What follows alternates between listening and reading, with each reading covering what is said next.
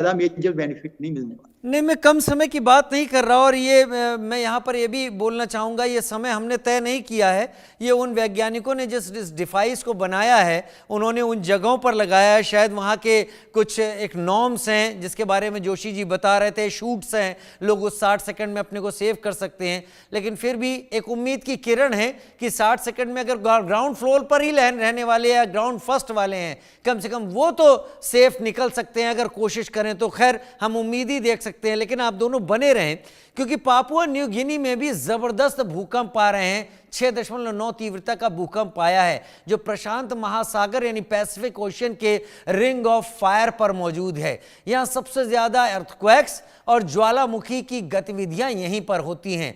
Ring of fire का जो क्षेत्र है 40,000 किलोमीटर लंबा है, और इसमें कई देशों की सीमाएं शामिल हैं। Japan, Indonesia, Philippines, New Zealand, Chile, Peru और अमेरिका का वेस्टर्न कोस्ट है, इसमें शामिल है। यहां दुनिया के लगभग 75% एक्टिव वॉल्केनोज हैं, और 90% से ज्यादा अधिक भूकंप इस तरफ आते हैं। रिंग ऑफ फायर में 452 ज्वालामुखी हैं, जो दुनिया के सक्रिय और निष्क्रिय ज्वालामुखियों का 75% से अधिक हैं।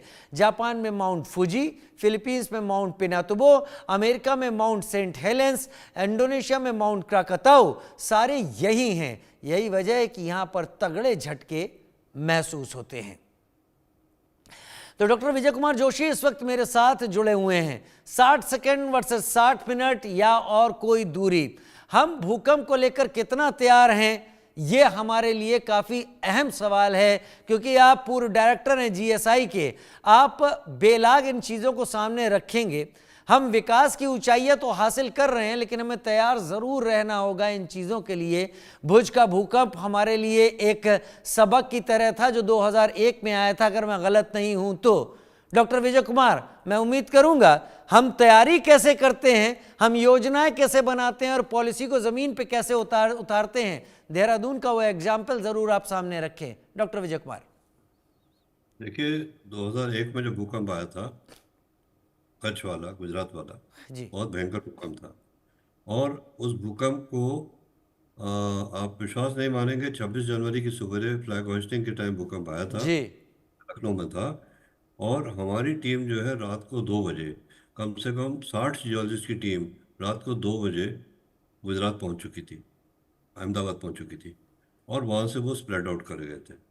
क्योंकि भूकंप के तुरंत बाद की जो स्टडी होती है वो बहुत इंपॉर्टेंट होती है। तो वहाँ देखने में एक छोटा पॉइंट बताऊंगा कि वहाँ देखने में ये आया कि 2 बिल्डिंगें थी 27 मीटर की दूरी पर। एक बिल्डिंग जो है उसका सेकंड फ्लोर जो है वो फर्स्ट फ्लोर बन गया, यानी कि फर्स्ट फ्लोर और ग्राउंड फ्लोर और बेसमेंट सब धंस गया नीचे।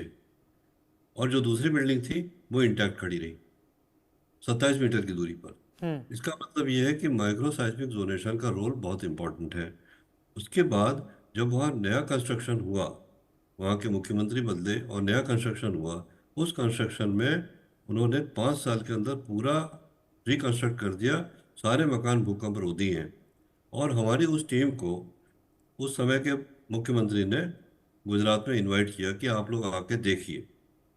तो उसमें आपको स्ट्रक्चरल जियोलॉजिस्ट तो नहीं थे, मतलब स्ट्रक्चरल इंजीनियर्स तो नहीं थे, लेकिन मैं जियोलॉजिस्ट की टीम की बात बता रहा हूँ कि वो दंग रह गए थे कि अच्छा कंस्ट्रक्शन, क्वालिटी का समझ कंस्ट्रक्शन बहुत आता हूँ। अच्छा। अब बात करते हैं नॉर्थ इंडिया की। जी इंडिया में हमारा उत्तराखंड का क्षेत्र, यानी हिमालयन क्षेत्र जो है, हिमाचल प्रदेश उत्तराखंड, जी भूकंप के लिए इस समय सबसे ज़्यादा जी खराब स्थिति में है। हाँ नहीं, भूकंप आएगा तो वहाँ नुकसान बहुत ज़्यादा होगा, लेकिन वहाँ कोई नॉर्म्स ही नहीं फॉलो हो रहे हैं भूकंप के।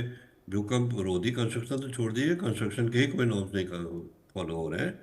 देहरादून का, जैसे मैंने आपको बताया था, माइक्रो साइस्मिक जोनेशन किया जा चुका है, और उसमें क्लियर कट रिपोर्ट में लिखा है कि नॉर्थ देहरादून में, राजपुर वगैरह के एरिया में, वहाँ पर सिंगल स्टोरी कंस्ट्रक्शन होना चाहिए। ठीक है।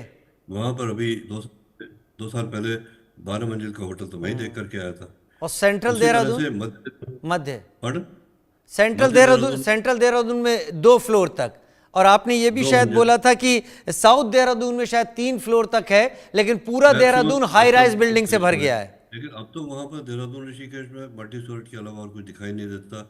मैं समझ पा रहा हूं, मेरे पास समय कम है, आप लोग बहुत अपने आप में ज्ञान समेटे हुए हैं, हमारे पास समय की सीमा है। लेकिन विजय कुमार जोशी जी ने जो बताया देहरादून को लेकर कि वहां पर तय था कि यहां पर ग्राउंड फ्लोर ही बनना है, यहां 2 फ्लोर ही बनना है, यहां 3 फ्लोर ही बनना है। पूरा देहरादून आप जाएं तो मल्टी स्टोरीज बिल्डिंगों से पटा हुआ है।